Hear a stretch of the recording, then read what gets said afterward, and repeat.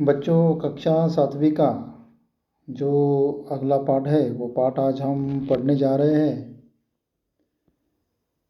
पन्ना number 9 पर देहात और शहर, अभिषेक पांडे लिखित यह पाठ।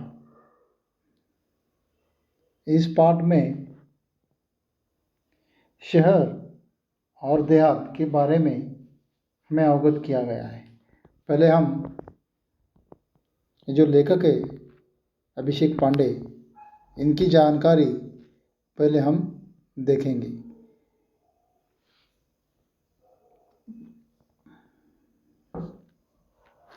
देहात और शहर, ये देखिए आपके सामने यह जो लेखक है अभिषेक पांडे, इनकी यह तस्वीर है। इनका जन्म 29 जनवरी 1992 मुंबई, महाराष्ट्र।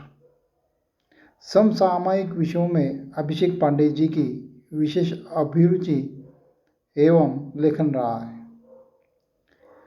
प्रस्तुत पत्रों में लेखक ने देहात और शहर के अपने सुख दुख एवं बढ़ती हुई जनसंख्या के अभिशाप पर अनेक सुझाव दिए हैं। अभी जो पाठ है बच्चों, इस पाठ में दो मुख्य उद्देश्य लेखक के हैं। एक तो पत्र लेखन यह महत्वपूर्ण भाग भी उपयोजित लेखन जिसे कहा जाता है, उसमें का यह पत्र लेखन, इससे हमें प्राथमिक स्तर पर अवगत किया गया है। और दूसरा उद्देश्य जो है वो दूसरा उद्देश्य शहर और देहात में क्या अंतर है, किस प्रकार की जीवन देहात का है, किस प्रकार का जीवन शहर का है, उन दोनों में क्या फ़र्क है, उन दोनों में क्या अच्छा क्या बुराइयां हैं, यह सब इस पत्र के माध्यम से हमें यहाँ अवगत की गई है। ये जो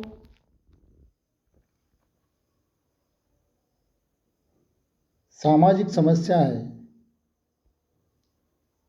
शहर और देहात की,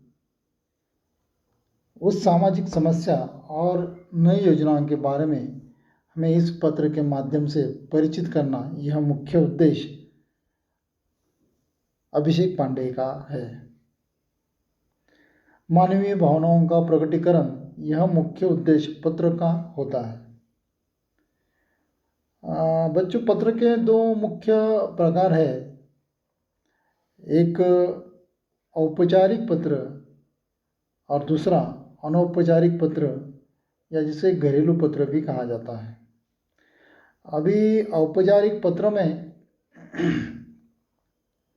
ये जो महत्वपूर्ण बात जो है औपचारिक पत्र की, कि जिसे हम पत्र लिख रहे हैं वह हमारा पहचान का नहीं होता है, क्योंकि हम किसी कार्यालय को हमारी समस्या के बारे में या कुछ लेन देन के बारे में हम पत्र व्यवहार करते हैं। तो आमतौर पर कहा जाए तो कार्यालयीन पत्र, इससे हम पत्र लिखते हैं। और अनौपचारिक जो पत्र है, इस पत्र में हम जिसे लिखते हैं, यह पत्र अनौपचारिक यानी घरेलू पत्र, यह जिसे हम पत्र लिख रहे हैं वह व्यक्ति हमारे परिचय के होते हैं। तो हम औपचारिक पत्र अनौपचारिक पत्र किसे लिखते हैं कि जी रिश्तेदार है, कोई मित्र है आदि को हम यह पत्र लिखते हैं, अनौपचारिक पत्र। पत्रों के माध्यम से विचारों का आदान प्रदान का मुख्य माध्यम पत्र है। बच्चों, आज इस डिजिटल दुनिया में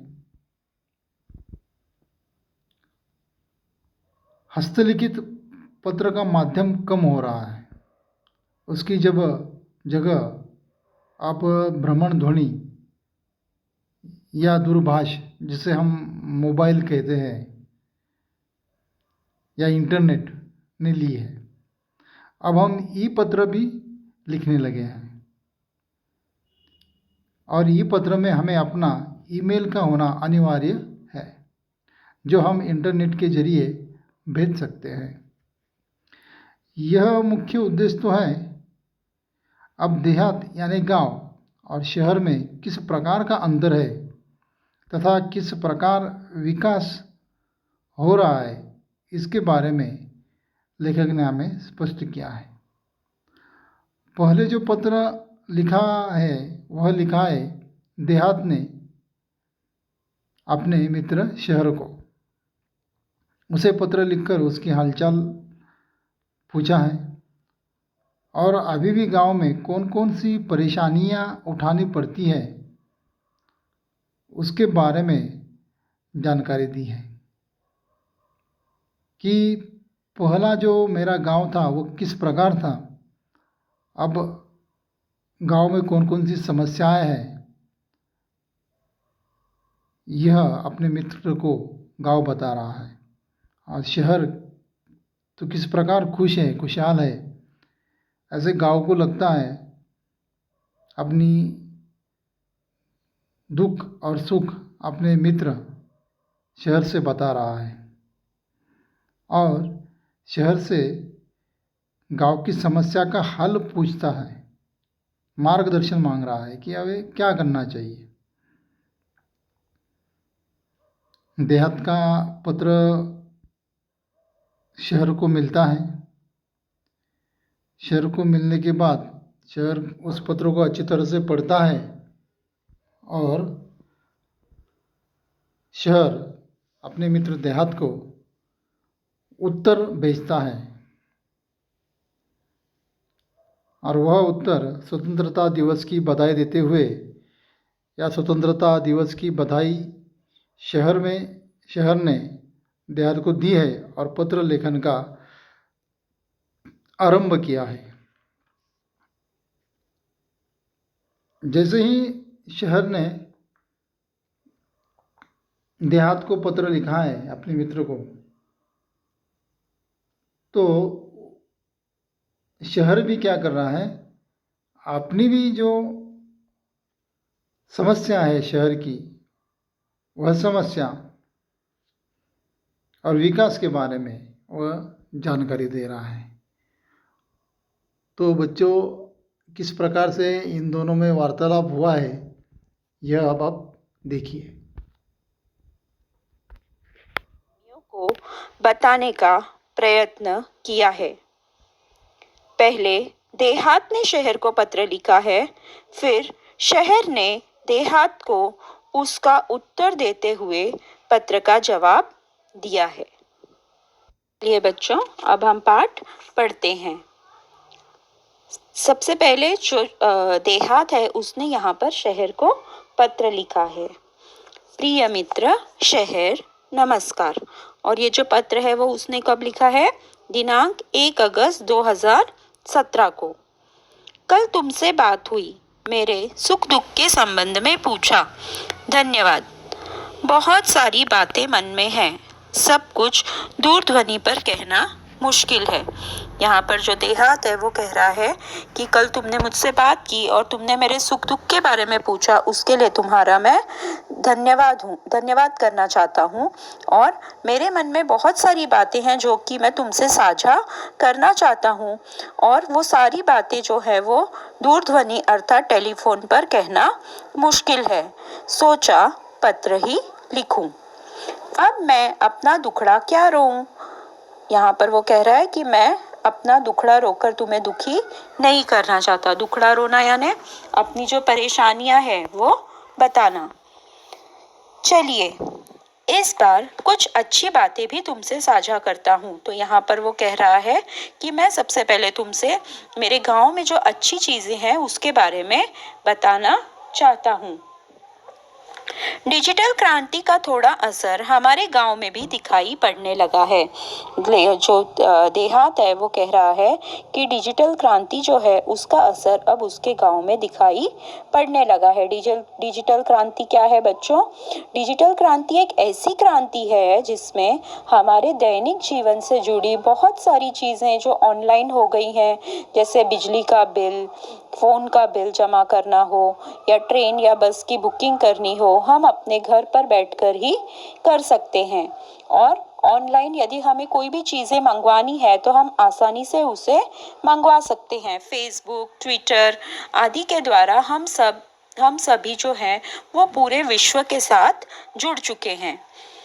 तो मोबाइल के माध्यम से नित नवीन सूचनाएं हम तक पहुंचने लगी हैं और जो मोबाइल है उसकी जानकारी भी गांव के लोगों को हो चुकी है और उसके माध्यम से उन्हें कई नई नई बातें समझने को मिलती हैं। स्वच्छ ग्राम स्वस्थ ग्राम परियोजना घर घर तक पहुंच गई है और स्वच्छ गांव और स्वस्थ गांव की जो परियोजना है वो गांव के घर घर तक पहुंच गई है। गांव के जो लोग हैं वो स्वच्छता के प्रति भी जागरूक हो चुके हैं। ग्रामजन भी शिक्षा, स्वास्थ्य, रोजगार, खेती के नवीन औजारों और आधुनिक खेती की पद्धतियों को थोड़ा थोड़ा जानने लगे हैं और जो गांव के लोग हैं वो भी शिक्षा का महत्व समझने लगे हैं। स्वास्थ्य के बारे में वो जागरूक हो चुके हैं। रोजगार के बारे में उन्हें पता चलने लगा है। खेती के नए नए औजारों और आधुनिक खेती की जो पद्धतियां हैं उसके बारे में भी उन्हें अब जानकारी मिलने लगी है और घर घर में शौचालय जैसी सुविधा के प्रति लोग जागरूक हो रहे हैं और घर घर में जो शौचालय होना चाहिए उसके प्रति जो लोग हैं वो जागरूक हो रहे हैं। हालांकि कुछ परेशानियां अब भी वही की वही हैं। पीने का पानी लाने के लिए दूर दूर तक जाना पड़ता है। तो यहाँ पे देखिए, पहले गांव ने अपने यहाँ जो भी सुविधाएं हैं, अच्छाइयाँ हैं गांव की, उसके बारे में बताया है। अब वो उसकी परेशानियों के बारे में शहर को अवगत करवा रहा है। वहाँ पर पीने का पानी जो है वो आज भी सुलभता से नहीं मिलता। पीने का पानी लाने के लिए उन्हें दूर दूर तक जाना पड़ता है। मेरे यहाँ विद्यालय तो है पर उसमें आवश्यक सुविधाएं नहीं है। गांव में पाठशाला है, विद्यालय है, परंतु वहाँ पर शहर की तरह आवश्यक सुविधाएं नहीं है। महाविद्यालय तो हमारे गांव से बहुत दूर है। महाविद्यालय का अर्थ है कॉलेज, यानी गांव में जो कॉलेज है वो काफी दूर है। उसके लिए लोगों को दूर दूर तक जाना पड़ता है। तुम्हारे बारे में सोचता हूँ तो लगता है कि तुम्हारे पास अत्याधुनिक और अच्छी सुविधाएं, विकसित तकनीक है। तुम्हारी दिन दूनी रात चौगुनी उन्नति हो रही है। तो यहाँ पर जो गांव है वो कह रहा है कि जब मैं तुम्हारे बारे में सोचता हूँ तो मैं सोचता हूँ कि तुम्हारे पास कितनी अच्छी सुविधाएं हैं, विकसित तकनीक है और तुम दिन दूनी रात चौगुनी उन्नति कर रहे हो। दिन दूनी रात उन्नति प्रगति का अर्थ क्या है कि बहुत ज्यादा प्रगति करना। तो मतलब बहुत तेजी से वहां पर विकास हो रहा है। जो शहर है वहां पर बहुत तेजी से विकास हो रहा है। ये एक मुहावरा है। तुम कितने सुखी हो। यातायात के आधुनिक साधन, पक्की चौड़ी सड़कें, बड़े बड़े शॉपिंग मॉल और 24 घंटे बिजली की सुविधा तुम्हारी शान में 4 चांद लगा रही है। और जो शहर है वहाँ पर यातायात के आधुनिक साधन है। वहाँ पर बस, कार, मोटरसाइकिल जैसे बहुत सारे आधुनिक साधन है जिसकी सहायता से हम यहाँ से वहाँ तक जा सकते हैं आसानी से।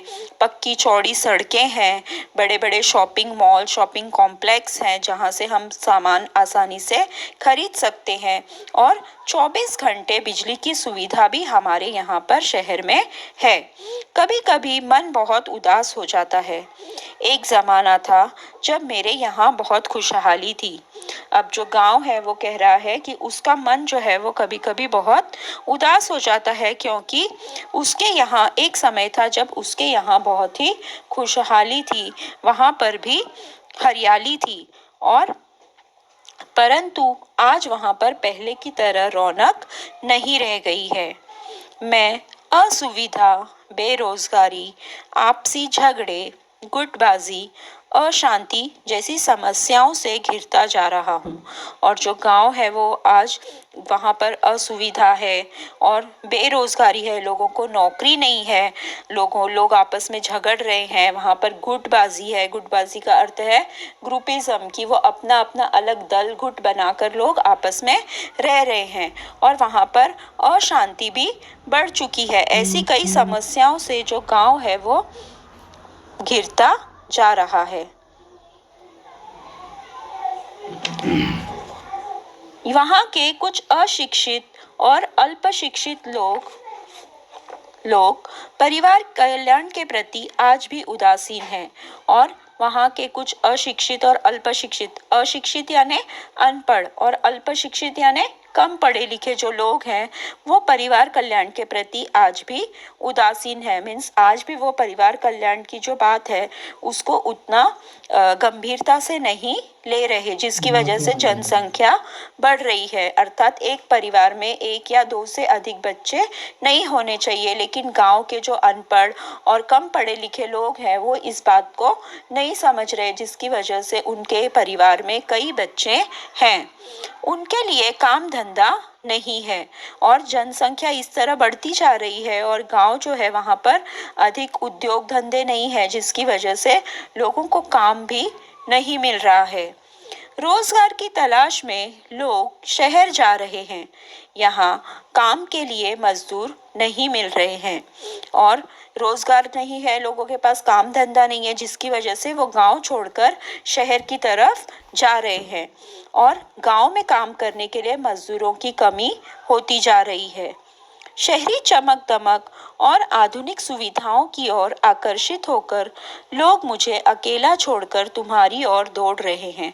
और शहर की जो चमक दमक है, शहर की जो सुंदरता है, वह देखकर, वहाँ की आधुनिक सुविधाएं देखकर जो गांव के लोग हैं वो शहर की तरफ आकर्षित हो रहे हैं और गांव छोड़ छोड़कर शहर की तरफ जा रहे हैं।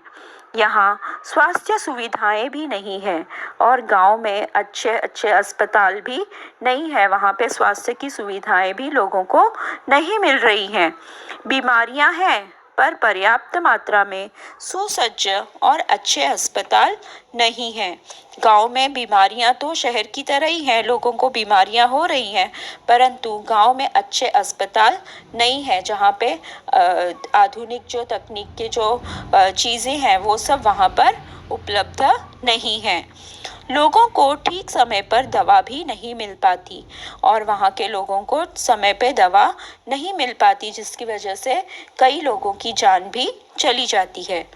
मेरा परिवार टूट सा रहा है, बताइए मैं क्या करूं? तुम्हारा मित्र देहात। तो इस प्रकार यहाँ पे जो देहात है वो अपनी व्यथा शहर के सामने बता रहा है। और यह व्यथा और इस व्यथा का उत्तर शहर आप देहात को देने वाला है और वह किस प्रकार से वो उत्तर देता है वो भी देखिए।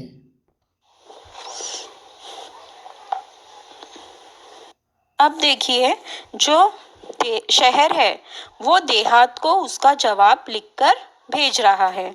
वह अब शहर जो है देहात को पत्र लिख रहा है और वह पत्र उसने 15 अगस्त 2017 को लिखा है।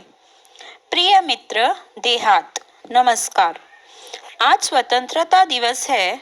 इस उपलक्ष्य में हार्दिक बधाई। 15 अगस्त यानी हमारा स्वतंत्रता दिवस, उसके उपलक्ष्य में वो जो शहर है वो देहात को बधाई दे रहा है।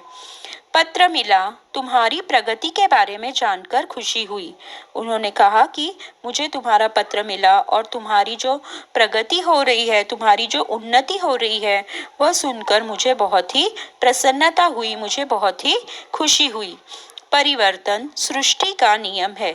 जो परिवर्तन है वो पृथ्वी का, सृष्टि का नियम है। भला तुम्हारी स्थिति क्यों न बदलती, धीरे धीरे और भी विकास होगा। तो इस प्रकार गांव को समझाते हुए जो शहर है वो उससे कह रहा है कि परिवर्तन जो है वो सृष्टि का नियम है, कि पहले जो चीजें तुम्हारे गांव में नहीं थी वो आज वहां पर है। धीरे धीरे स्थिति जो है वो बदलती जा रही है और धीरे धीरे तुम्हारे गांव का और भी ज्यादा विकास होगा।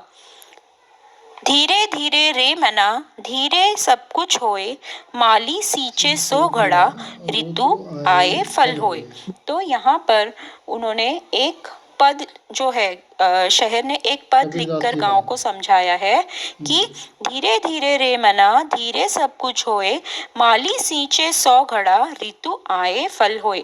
इसका अर्थ है कि हे मेरे मन, तू धीरज रख और अपना हर एक कार्य धीरे धीरे करता रहे। माली भले ही पौधे में कितना ही पानी डाले, वृक्ष पर फल तभी आते हैं जब उस फल के आने का मौसम आता है। ऐसा नहीं है कि हम ज्यादा पानी डाल देंगे एक ही समय पे, किसी पौधे को बार बार पानी डालते रहेंगे, ज्यादा पानी डालेंगे तो उसमें फल जल्दी से लग जाएंगे। नहीं, वो फल अपने समय पर ही लगेंगे। माना कि कुछ परेशानियां हैं, यहाँ के परिवार तेजी से मेरे यहाँ आ रहे हैं, परंतु यहाँ आकर भी सब कहाँ सुखी हैं। तो वो शहर जो है वो कह रहा है कि माना कि तुम्हारे यहाँ कुछ परेशानियां हैं और परिवार जो है वो तेजी से गांव से शहर की तरफ आ रहे हैं, लेकिन वो शहर आकर भी कहाँ सुखी रह रहे हैं। चिराग तले अंधेरा है। चिराग तले अंधेरा का अर्थ है योग्य व्यक्ति के आसपास ही अयोग्यता होती है। जिन बस्तियों में, जिन हालातों में वे रहते हैं, तुम सुनोगे तो और बेचैन और व्यथित हो जाओगे। और जो गांव से शहर की तरफ लोग आ रहे हैं, वो शहर में किस हालात में रह रहे हैं, ये बात जब तुम सुनोगे तो तुम और ज्यादा बेचैन और ज्यादा दुखी हो जाओगे। मेरे यहाँ की दिन ब दिन बढ़ती भीड़ से मैं परेशान हो उठा हूँ। और शहर जो है वो कह रहा है कि उसके यहाँ जो भीड़ दिन ब दिन बढ़ती जा रही है, उसकी वजह से वो बहुत ज्यादा तंग आ चुका है, परेशान हो चुका है। जिस चमक दमक की बात तुम कर रहे हो वह सबको कहाँ उपलब्ध है। और गांव जो है वो सिर्फ शहर की चमक दमक देख रहा है, परंतु वह जो चमक दमक है, वह जो सुंदरता है, वो हर साधारण मनुष्य के लिए उपलब्ध नहीं है। वो जो गरीब लोग हैं उनके लिए नहीं है। जैसे जो शॉपिंग मॉल है, बड़े बड़े शॉपिंग कॉम्प्लेक्स है या बड़ी बड़ी जो दुकानें हैं, वहाँ पर जो गरीब व्यक्ति है वो वहाँ पर जाकर सामान नहीं खरीद सकता। तुम्हारे यहाँ से जो यहाँ आते हैं कई बार बाद में पछताते भी हैं। और कई बार जो लोग गांव से शहर की तरफ आते हैं, वो शहर की चमक दमक देखकर वहां पर रह तो जाते हैं, परंतु बाद में उन्हें पछतावा होता है। मैं चाहता हूँ कि तुम अपने लोगों को समय रहते अपना महत्व समझाओ। छोटा परिवार, सुखी परिवार की बात अब उनकी समझ में आ जानी चाहिए। जो शहर है वो गांव को कह रहा है कि तुम्हें अपने लोगों को समय जो है उस समय रहते जो इस सब चीज़ों का महत्व समझाना होगा। छोटा परिवार जो है वो ही सुखी परिवार है, ये बात अब तक गांव के सभी लोगों को समझ लेनी चाहिए और परिवार नियोजन के बारे में उनको समझना चाहिए। तुम उन्हें बुराइयों से दूर रखकर विभिन्न व्यावसायिक कौशलों, कंप्यूटर संबंधी जानकारी विकसित करने की तरफ ध्यान दो। और इस प्रकार उनमें जो बुराइयां हैं, जो गुटबाजी है, लड़ाई झगड़े हैं, उनसे दूर रखकर उन्हें अलग अलग कार्यों में मग्न रखना चाहिए। जैसे अलग अलग व्यावसायिक कौशल, कंप्यूटर के संबंधित जो जानकारी है उसके बारे में उनका ध्यान आकर्षित करना चाहिए। खेल तो ग्रामीण जीवन की आत्मा है। दौड़ना, तैरना, पेड़ों पर चढ़ना, उतरना तो वहाँ के बच्चों की रग रग में रचा बसा है। और यह तो बात बिल्कुल सच है कि जो खेल है वो ग्रामीण जीवन की आत्मा है। कि वहाँ के जो बच्चे हैं वो दौड़ने, तैरने, पेड़ों पर चढ़ना, उतरना, ये सब चीज़ों में तो बहुत अच्छे से पारंगत होते हैं। आज कितने विख्यात खिलाड़ी गांव से ही आगे बढ़े हैं। उनको प्रोत्साहित करना तुम्हारी नैतिक जिम्मेदारी है। और आज भी जो कई बड़े बड़े खिलाड़ी हैं जो कि क्रिकेट में है, फुटबॉल में है या और भी कई दूसरे खेलों में है, तो उन्हें प्रोत्साहित करना जो है वो गांव की जिम्मेदारी है। खेल संबंधी मार्गदर्शन देकर हमारा हमारा अंतर्राष्ट्रीय स्तर पर प्रगति कर सकता है। यदि उनको खेल में सही तरीके से मार्गदर्शन दिया गया तो हमारा जो देश है वो अंतर्राष्ट्रीय स्तर पर प्रगति कर सकता है।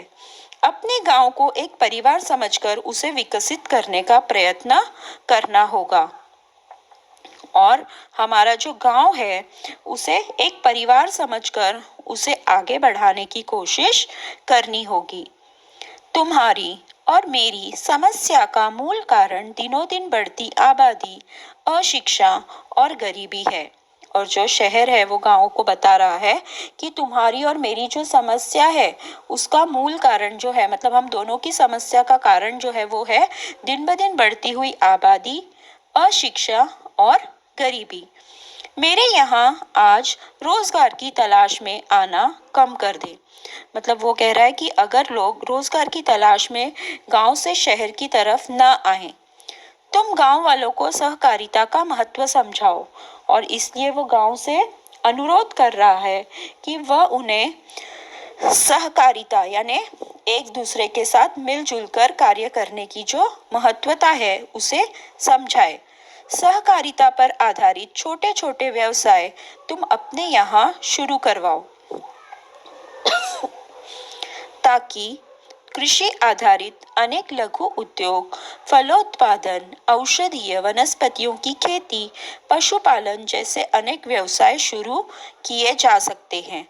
तो यहाँ पर जो शहर है वो गांव से कह रहा है कि यदि सहकारिता के आधार पर छोटे छोटे व्यवसाय तुम शुरू करवा दो तो जैसे कृषि पे आधारित कई छोटे लघु उद्योग यानी छोटे उद्योग हैं, जैसे फलोत्पादन यानी फलों का उत्पादन करना, औषधीय वनस्पतियों की खेती करना, पशुपालन करना, ऐसे छोटे छोटे व्यवसाय जो है वो शुरू किए जा सकते हैं।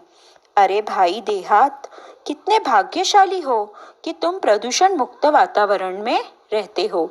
यहाँ पर जो शहर है वो गांव को हिम्मत बढ़ाते हुए कह रहा है कि तुम कितने किस्मत वाले हो, कितने भाग्यशाली हो कि आज भी जो गांव का वातावरण है वो प्रदूषण मुक्त है।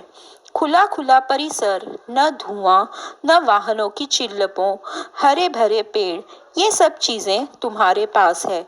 तो वह उसे उसकी अच्छाइयों के बारे में बता रहा है कि गांव में खुला खुला परिसर है, न वहाँ पर कारखानों का धुआं है, ना ही वाहनों का जो शोर है, चिल्लपों का अर्थ है शोर, हरे भरे पेड़ है, ये सारी चीजें हैं जो कि केवल गांव के पास है। वो सारी चीजें हमें शहर में मिलना मुश्किल है। रात में तारों भरा आसमान तो सवेरे उगते सूरज के दर्शन कितनी सहजता सरलता से हो जाते हैं। और रात में तारों से भरा हुआ आसमान है, सवेरे उगते हुए सूरज की जो लालिमा है, ये सारी चीजें सरलता और सुलभता से हमें गांव में मिल जाती हैं। हम तो इमारतों के जंगल में बदल गए हैं। शहर जो है वो कह रहा है कि शहर जो है उसमें जनसंख्या दिन ब दिन बढ़ती जा रही है, जिसकी वजह से शहर जो है वो इमारतों के जंगल में बदलता जा रहा है। खुला आसमान, बड़ा मैदान हमारे लिए कितने अनमोल एवं दुर्लभ हो गए हैं, ये तुम नहीं समझ सकते। जो शहर है वो गांव से कह रहा है कि शहर में खुला आसमान और बड़ा मैदान ये पाना हमारे लिए बहुत ही दुर्लभ हो चुका है। तुम्हारे तहसील और क्षेत्र के लोगों को चाहिए कि वे अपने क्षेत्र का सर्वांगीण विकास करने के लिए अपने जनप्रतिनिधियों का सहयोग लें।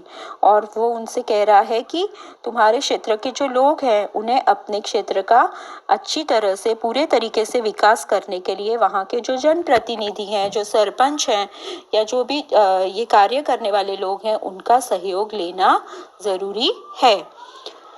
तुम्हारी यहाँ जो बच्चे विद्यालय में पढ़ रहे हैं, यदि अभी से उन्हें सही दिशा, उचित मार्गदर्शन दिया जाए तो भविष्य में वे ही हम सबकी व्यथा कम कर सकते हैं। वे ही हमारे आशा स्थान है।